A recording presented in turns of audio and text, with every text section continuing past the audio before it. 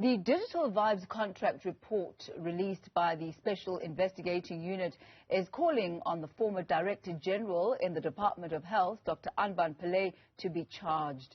The findings revealed that Pillay fraudulently secured approval to deviate from normal procurement processes. For more reaction on this report, I'm joined now by Advocate Stephanie Fick. She is the OUTA's head of legal. Good to have you with us, Advocate Fick, this afternoon. Your immediate reactions to this report? I actually want to say I think it's heartbreaking in the sense that we all know that South Africa and all South Africans are suffering because of COVID-19, because of the pandemic, in that, you know, in a department like the health department was on the forefront of this fight against COVID. I think South Africans are struggling, they're losing jobs, and then we see or read about this type of you know, just blatant disregard for rules, people, again, you know, tenders given out to people that did not do the job. You are talking about 150 million rands worth of irregular spending and 72 to 80 million rand of fruitless and wasteful expenditure. Now that I don't know who will agree with me, but it just breaks my heart. If you can imagine what we could have done with that amount of money. As far as accountability is concerned, does the report go far enough in having and holding all those who should be held responsible to account? I think the SIU did a good investigation if you know, reading their findings. So in terms of their mandate, what they can do is to firstly set aside or review the contract, which I think they are busy doing. And then, you know, to claw back some of the money, they got a preservation order for around 22 million rand.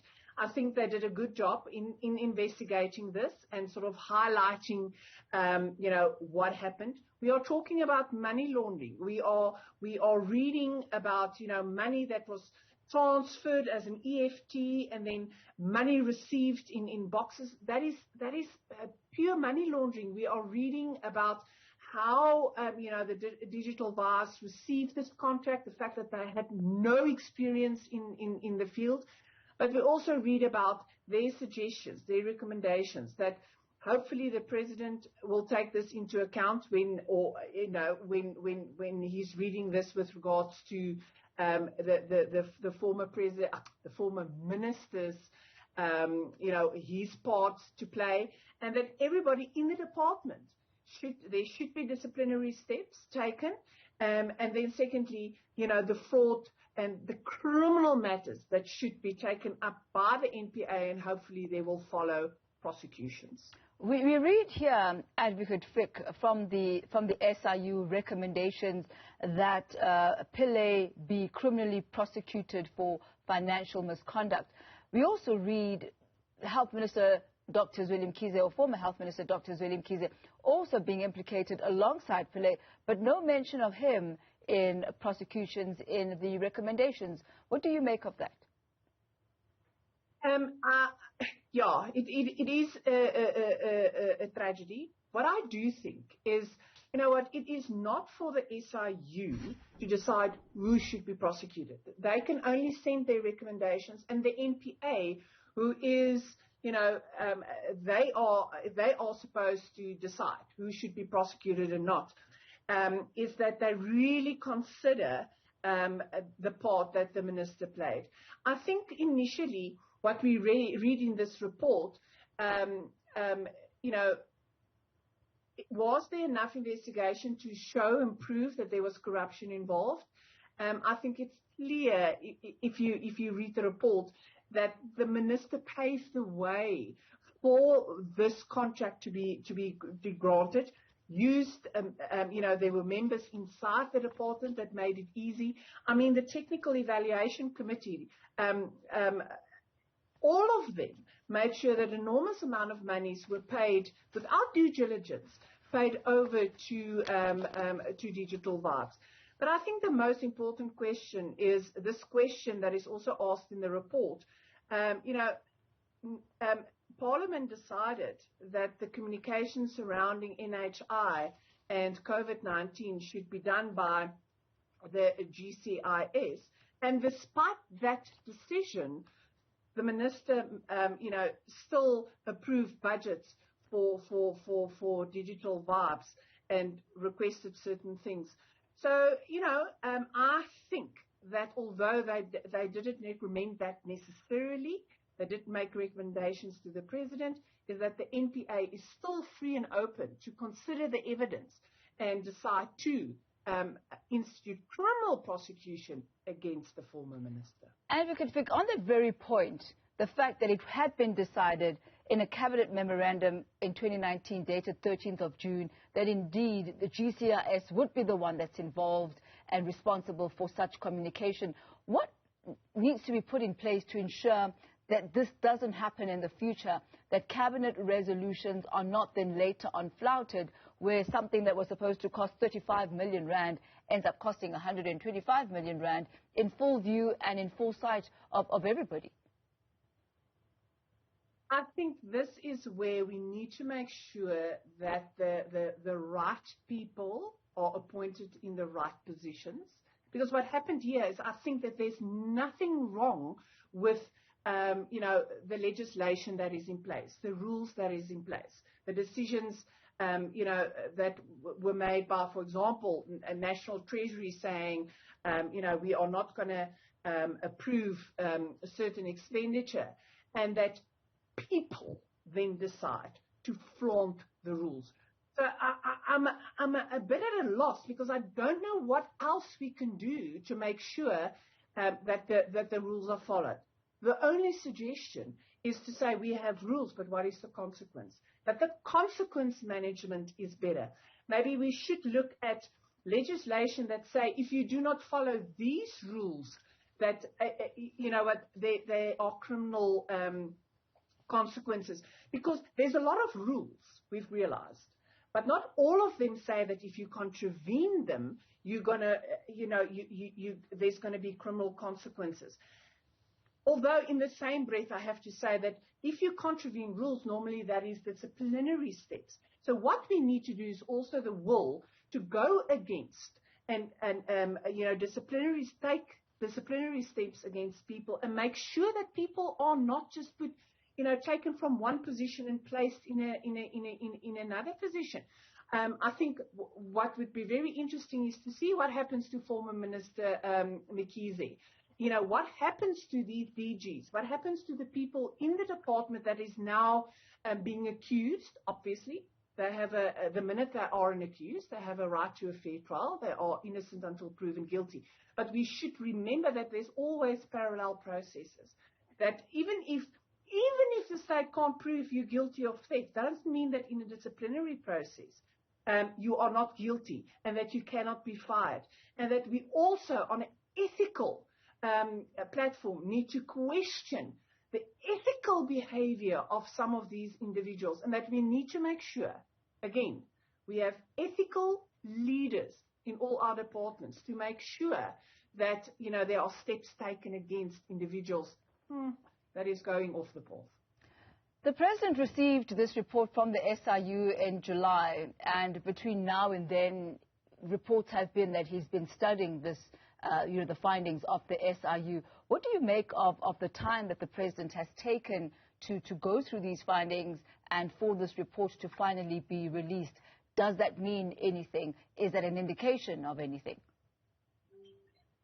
Sure, that's a difficult one. I think literally that is something the President needs to answer. On the one hand, I can tell you that this is it's a long report. In other words, with a lot of, if I may call it that, juicy evidence pointing how the investigation was done. So the question is, the President is busy. What does he prioritize and what not? Did it take too long? I think, we are always critical. So I would like to move away from that. Did he read it quickly enough? Who knows? There's, some people may say read quicker, prioritize better, whatever the case may be. I'm interested to know what's going to happen next. For me, it is important what the President does with the information. Are we going to see steps taken, from a government point of view and from a political point of view? We need good ethical leaders. So the proof is in the pudding. What is the president's next step? And talking about next steps, when we use the word lie or lied, it's quite an intense word. But it is a word that's being used here in relation to former Minister Mkhize. You'll remember that he was asked by the SIU about the 6,000 rand or so maintenance payments that were done for his house that he says he knew nothing about. The cell phone number that was used there, he said it was not his cell phone number. He didn't know anything about it. But the SIU has managed to track this particular cell phone number to vehicles in e-nators that were linked to the former minister. What then after revelations of this nature? Yeah, that's what I'm saying, is what are we going to do about it? Because, if someone is lying, does that mean he's guilty of an offense? Not necessarily. That person will not necessarily go to jail. But do we want, an unethical person in leadership? Should there be a message that we will not allow, executive members of parliament, ministers, to make themselves, guilty of this type of behavior, which is not, let's not even get into the debate whether it's criminal or not. I think that some of his behaviors, you will be able to prove some criminality, but that is up for the NPA, and there's a process. But from a disciplinary, ethical point of view, I do believe that we cannot, where we are, and looking at the history of state capture, what happened, and that state capture was, for all the reasons, but one of the reasons why is that correct people were put in correct positions in order to make sure that corruption takes place. We do not have, we cannot allow for that to continue to happen, because it's got a huge impact on South Africa. May I make reference to the fact that, there's evidence that in December of 2020, some of some of these implicators were spending an enormous amount of money. What were you doing in December 2020 during hard lockdown?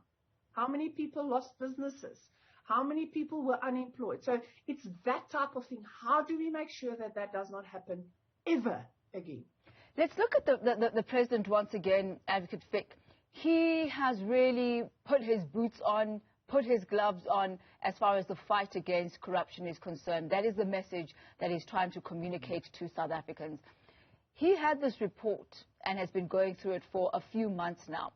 Should he have dismissed Mkhize from his duties as opposed to allowing him and giving him the leeway to resign, for example?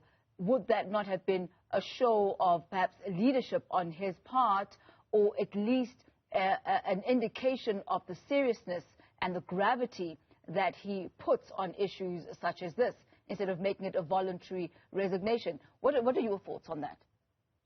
I think I agree with your statement, saying that I think the president should have tackled the bull by its horns and made an example.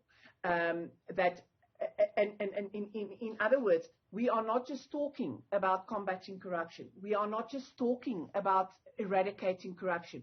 We are actually taking steps against whether there was corruption or not. Even, because we keep on hearing that people are innocent until proven guilty. Yes, that's a constitutional right you have when you are an accused. But even before that, parallel to that, isn't it time that we do send a message? Isn't it time that,